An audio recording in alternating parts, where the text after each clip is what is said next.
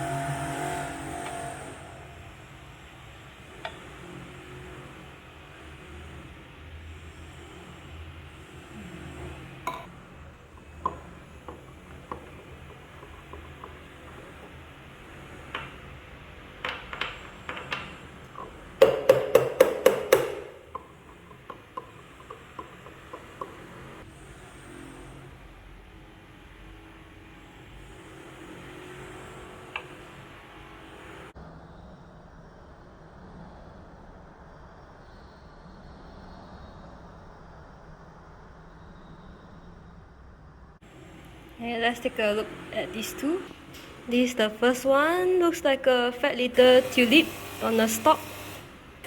And the second one is much prettier. You can see the very nice layering, but a bit off center, and the shape is not exactly even, but at least we got the rippling down right for that. So seems like this foam setting is not too bad. Yeah, we just have to practice more. Today, I think my partner is thinking too much.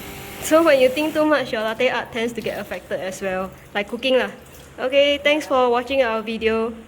And if you like it, hit the like button. Bye bye. Bye.